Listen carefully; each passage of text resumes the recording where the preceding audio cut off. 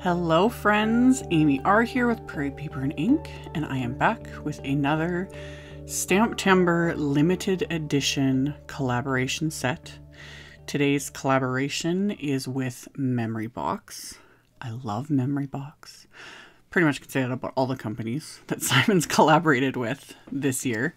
Memory Box, they have beauty, like they're just... they're stamp sets and so many wafer dies and just fabulous designs. And they actually design several wafer dies for a lot of Simon's releases. Like, the ideas just blow my mind.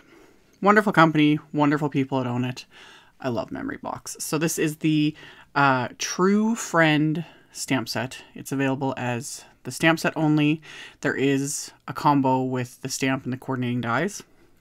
And like I said, limited edition. Once they sell out, they are gone. Hopefully you can get inspiration regardless. So what I did was I took some Fabriano Artistico cold press watercolor paper. With something that's honestly almost any watercolor paper would work. I was just curious to see how this paper would work with my Karin Brushmarker Pros. Haven't used those markers in a while, and I was like, let's just see what happens. So I inked up the floral in the set, the large floral. There's a little flower as well. Anyway, inked it up with clear embossing ink and white heat embossed it onto this watercolor paper. So it looks like nothing. And then I took the Karin Brushmarker Pro colors I want to use. I did list, for once, the colors I used on screen because I actually kept them out while I was editing. Usually I just don't pay attention. And I scribbled them onto just a plastic palette. And then all I'm doing is picking up the color with a paintbrush, like a wet paintbrush, and painting it on. Just simple. That's it. Super duper simple. The thing I like about the Karin Brushmarker Pros is how they're very transparent. They're very vibrant. You can layer the colors super, super easily. And with these, like, I'm going to go back in with like the markers directly. And that's another thing I love about them. I don't know why I don't reach for them more often. I think, well, it's just a case of me having like 5 bajillion different coloring options. But anyway, I was in very much a rainbow mood when I stamped this. I was like, I need bright, cheerful rainbow colors. So that's what I did, literally. I went, pink, orange, yellow, green, blue, purple. Saved the green for the actual like leaves and whatnot of this image. But all those other colors, there was only 3 flowers. So I was like, they're just gonna make its way through the rainbow, And I just went in. This is one layer of color. So it's pretty, but it's like I wanted it more intense. And also because right now, like as I'm painting this, one, apologies, it's not super in focus. I was not paying attention. I was paying attention to my coloring and not the camera. Anyway, with the greens, I ended up layering another shade of green just because I was loving how the colors were kind of layering on the petals. So I pulled out that. I layered, what did I layer? Grass green and ocean teal. And then I just used sepia for the flower centers. And this is where I started with like bringing the marker directly to the watercolor paper and then pulling out the color. And like all these areas are still a little bit wet. And with some brush markers, etc., if you try to add color directly from the marker to wet areas, it doesn't work. It's almost like the marker will start sucking up the water, if you understand what I mean. But with these, you're still able to lay down like more and more color. Like I definitely need to use these more. Anyway, so I did all this and then I went a little nuts and took a larger brush and painted on top of it and outside the lines. Usually I would do this first. I've shown in a ton of videos how I'll do an underpainting with, lighter colors and then do that. I was like, I wonder what'll happen. I don't really recommend doing this just because there's a good chance, like I was like, I might ruin this. But it worked. I was cleaning the brush though, sort of in between colors as I was pulling it out. So you see me every time I pull the brush off screen, I was swishing it in water. So I didn't end up like just with a muddy mess. And then I picked up color from the palette as well, just to move it around a bit too.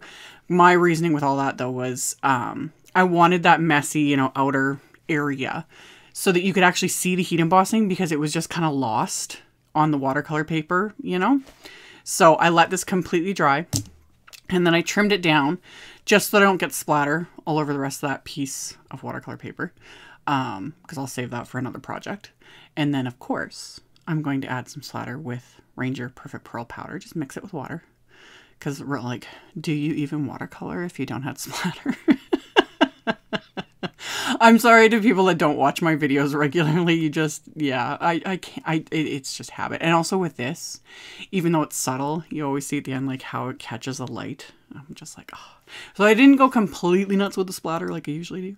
And I remembered to put the lid back on my Perfect Pearl container. The amount of times I've nearly knocked that thing over, I would cry. I have backup containers, because of course, but I would still cry if I knocked this over, you know, onto the floor. Ugh. Although my floor would be amazingly shimmery forever. Anyway, I die cut that panel with one of Simon's nested circle wafer dies. I don't have the coordinating dies, so that's what I did instead. Otherwise, I would have die cut it with the coordinating dies, and that would have looked fabulous. But anyway, I did that, and then I pulled out the HEXAGON background that was part of Simon's release there on the 1st, and I took the foam insert out of my MISTI, because this is a red rubber cling background stamp. And I've got my card base inside my MISTI, and I masked off where the fold score line is. And then I inked up the stamp with Simon's new ocean ink, these positively saturated inks. I'll have to do like a separate video on just inks. I've had people asking me about it. I'm trying to keep up with all the things. These inks are fabulous. I just haven't given them enough attention yet. I need to do some like blending and more things with them, you know? But anyway, I stamped the background with that ink, stamped like a dream. Nothing better than 1, red rubber background, and 2, a really good stamping ink. So, did all that. And then on the inside of the card, I'm going to just stamp this floral cluster with Simon's Fog ink. Just really pale gray. This is another favorite ink of mine. Just kind of a go-to sort of an ink because it's a perfect neutral. It's just pale. Same with the Fog cardstock. Love. I almost did my card base with Fog cardstock. Ugh. Now I'm thinking about it. It's like I should go back and redo it. No, I don't have time. Anyway, I took another sentiment from the True Friend set. I love how some of the sentiments are like the way they're oriented to kind of nestle into the flowers. Like just that thought process to do that. I would never think of that, and I loved it. So I nestled the little sentiment next to the flower cluster, and I stamped it with that same ocean ink. And then my main little panel here that I had die cut, I'm coating the back of this with Simon's Big Mama foam tape, of course. I have been a huge fan of this foam tape for years now. I don't even know how many years it's been. I love it. It's finicky. I know some people aren't the biggest fan. I love it. It's super sticky. That's why I use my little Tim Holtz snips. And I always link to those right next to the foam tape because those are Teflon coated because this foam tape is ridiculously sticky. But that's also why I love it because ain't nothing going nowhere once it's adhered. And it's thin. It's like half the thickness of your standard foam tape. So you get that little bit of dimension that I love without turning into a massively bulky card. So I covered the back with foam tape, peeled off the backing, adhered that. Off camera, I had white heat embossed the little Hello Friend sentiment from that set just onto some black cardstock, and then I trimmed it down into a little strip, and then I popped that up with little foam squares. And then my final little bit of embellishment is these Trinity Stamps Androdite. I had to Google how to pronounce that, but I had it right in my head. So Androdite crystals, just these pretty minty green crystals. They're just fabulous. So adhered a few of those. Again, kept it a little subtle. Not, you know, I didn't throw up the entire embellishment box all over the card. So I adhered those into place with just little dabs of craft tacky glue. And then I'm going to pair this card with one of Simon's mint envelopes, and it is complete. So I will have links to everything, the limited edition set, the set with the wafer dies, all the supplies I used, etc. You can check that out in the description box below the video.